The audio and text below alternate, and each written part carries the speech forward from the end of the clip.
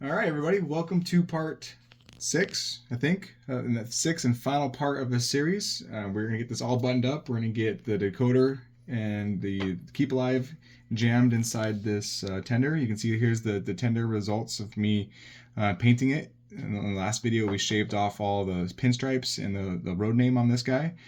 So I just hit it with some flat black, and then I went over it with matte clear coat. So it appears like the matte sheen matches the locomotive pretty good. So in this video, in addition to getting it all buttoned up, getting the tender back on and everything back in the tender, we're also going to configure the steam sounds on the wow sound decoder. So and then that'll be done. We'll be done with the Shay, and then it'll go off to the customer.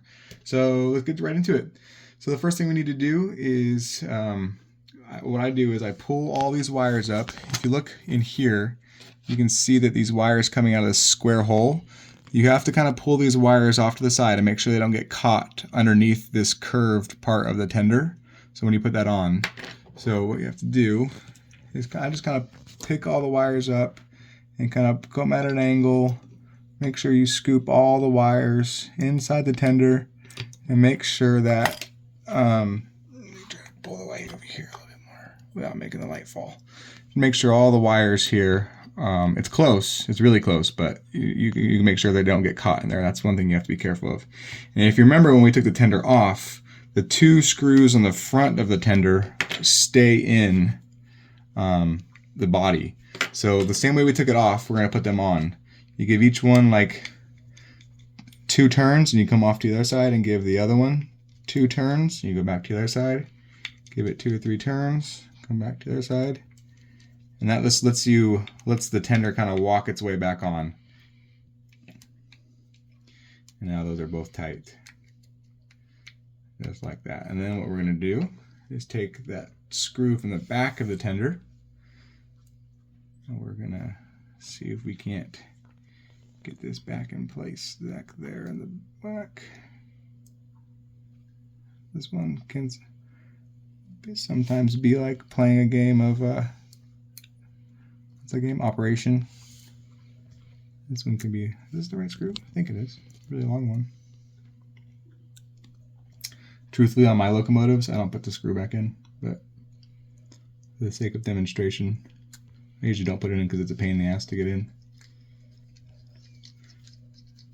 But we got it. And it's a long screw, this one, just like that. Now the tender's back on.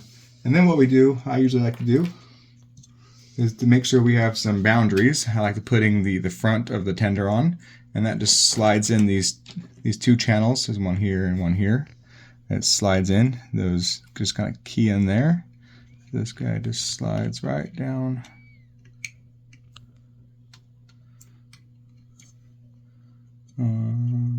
Here. Supposed to. I've done it before.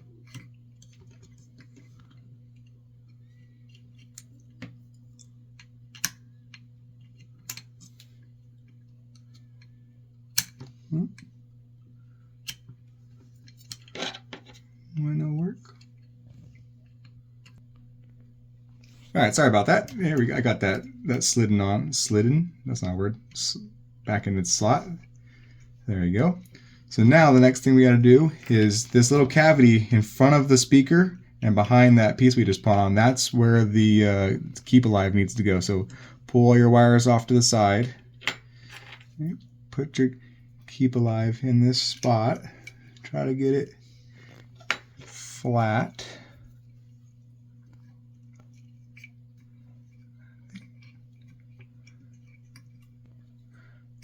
This is, as I'm sure you're aware, a tight spot. I'm pretty sure I'm able to usually get this to go sideways. I can easily get it to go standing up. I think I can get it to go sideways. Or laying down. You need all the room you can get for that decoder. Maybe not. Maybe I usually do it like that. It's been a while since I've done this. So that goes there like that. And your decoder will go on top. So what I like to do Every time I do this, I'm like, man, this is not going to fit in there. And then it does. So we're just going to play with it. It's not pretty. Shove the wires in there. That's why you definitely need a good set of needle nose pliers. Just try to get all the wires. And if you remember when I soldered the wires, how I gave that half bend over and then soldered it, it really does make for a really strong connection. So I've never had one of these wires come loose in all this kind of shoving and pushing and making it do something it doesn't really want to do. It just takes some finessing. Just find the one that's giving you a hard time. I'm going to try to flip this around to get a better angle to the other side. Let's get these guys to cooperate. Just take one at a time.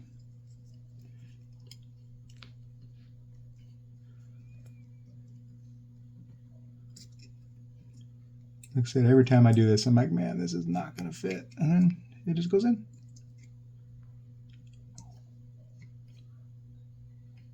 I will say, if you do yourself some favors, if you're able to work with shorter wires. I left them a little longer now than I normally do on this install. Where's the hold up here?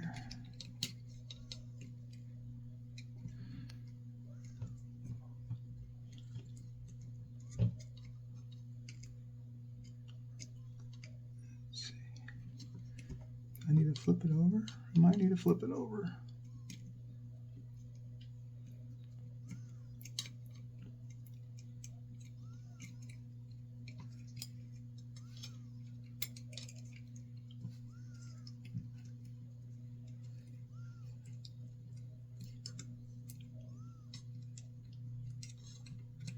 Give me a hard time here. Of course, the one time I do this on video, it doesn't go in. Let's see if I can flip it over. I usually do it.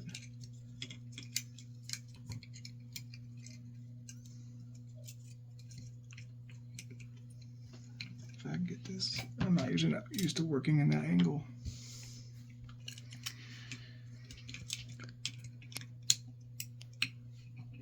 I think when I put that speaker in, I didn't quite put it far enough back. And that's why I'm running into some problems. I'm usually able to get this keep alive to go sideways like this. Oh,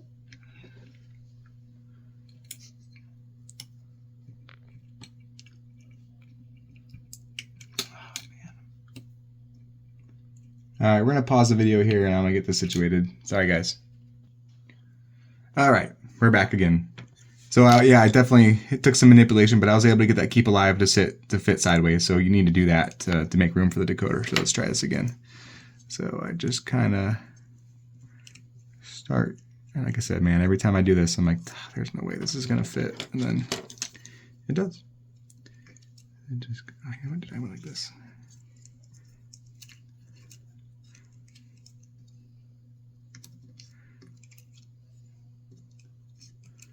Start on one side. And again, the shorter you can keep your wires, you'll be doing yourself a favor. These are all a little too long. Okay, and that side's in. Get those all down. Turn the engine.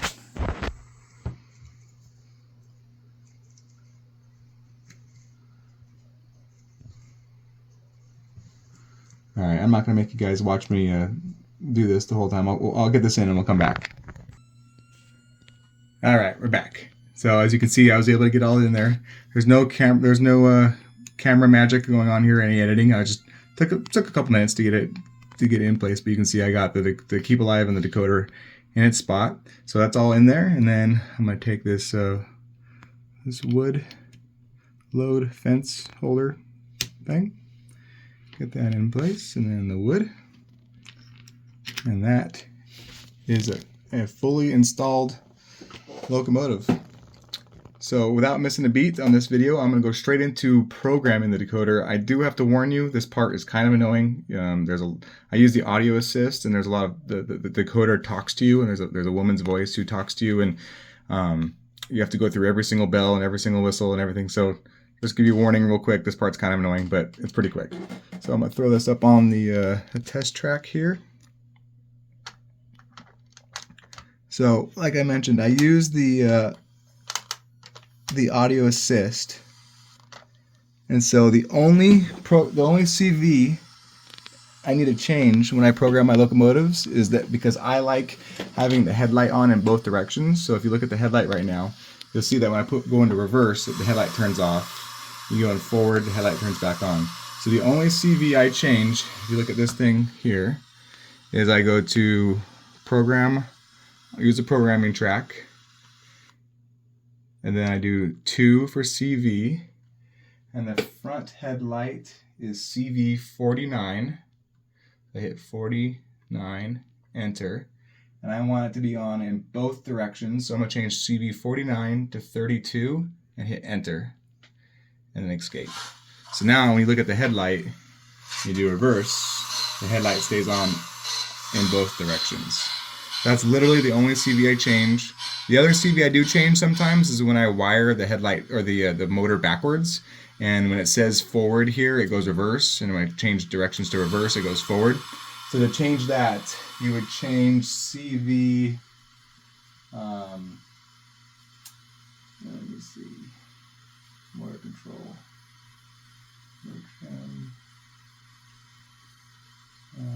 lighting,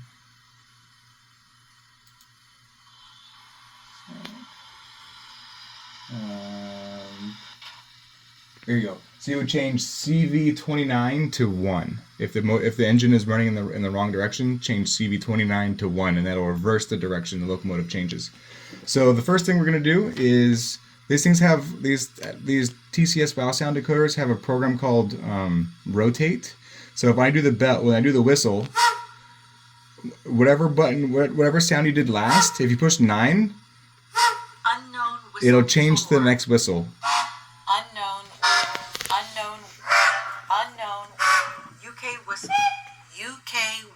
So I'm doing 9, 3, 9, 3, and it goes through each of the different whistles. So the one I like is unknown whistle something. I forget which one it is. London and North Southern Pacific, Rio Grande, Reading 6 chimes. That safety valve is going off. Reading Pacific D2. Reading Railroad D2 Pacific, Local 179. Reading Hooter. Reading Hooter. So I like going, it is alphabetical. I'm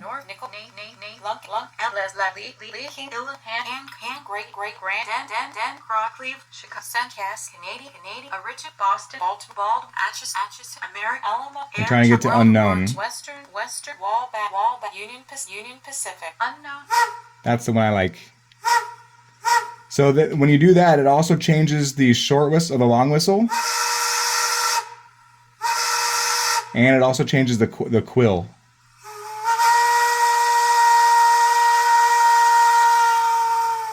So I'm not gonna make it do the whole thing, but so with that you've changed the whistle to all 3 whistles: the short, the long, and the quill. So then what I need to do is push 8 4 times. Welcome to Audio Assist. So I'm in Audio Assist. Use button 1 for sound programming options. I'm gonna press 1. Use button 1 to adjust sound volumes. Use button 2 to map a sound to a button. I'm gonna do that one too. Use buttons 3 and 4 to select the type of sound you want. So I'm gonna do 3 and 4. Air pump. So I want to get the brake squeal. Air ash bell. Blow down. Blower. Brake release. Brake squeal. That's brake squeal. I'm gonna do 1 and 2. Auxiliary input. 0 forward. 0 reverse. 1, 2, 3, 4, 5. I'm gonna save brake squeal to 5. Saved. And then I'm gonna do Use button 6, Oops. 5. Coupler clank. I'm gonna do coupler clank on 7. 6, 7. It's 8 for save. Saved. And I'm gonna do brake release on Use 6. brake squeal. Brake release. 6. Saved. And that's it. Use buttons 3 and then and 4 to select the you type of go sound you want. 9 for Use back. buttons 5 and 6 to select a specific sound. Is it 9 for back? Goodbye. So now when I go give it some throttle, and while it's moving, I start letting it coast and I hit 5. It'll do brake squeal sounds. Then you do 6 for brake release. Change directions. 2 short whistles. Go forward.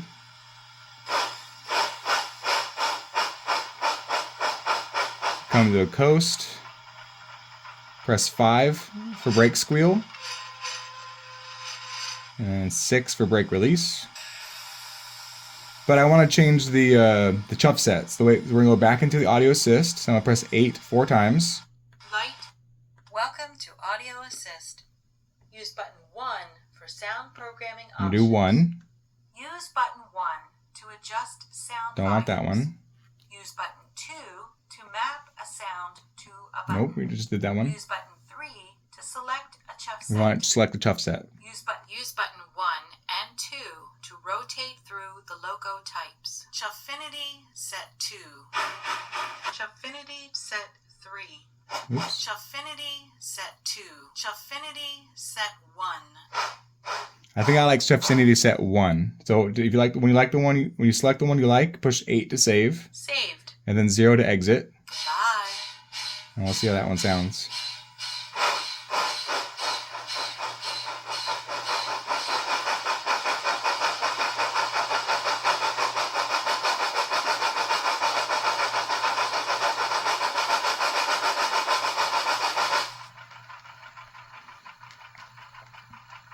And apply the brakes.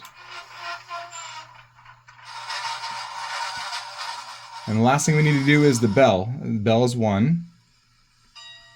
That's actually the bell I like. But the same way you do the bell, the same way as we do the whistles. If you push 1 for the bell, then you push 9, and then it'll let you start going through all the different whistle types. So I'm not going to do that because I already have the whistle I like, or the bell I like. So again, the TCS Wow Sound, they have a YouTube channel that does a much better job than what I was able to do here. But those are the sounds I use. So let me give you a full sound demonstration on this locomotive. So I'm going to do the headlight. That gets the generator. I know that's not the name for it. I forget what it's called. But that gets the generator going. And then we're gonna release the brakes. Change directions.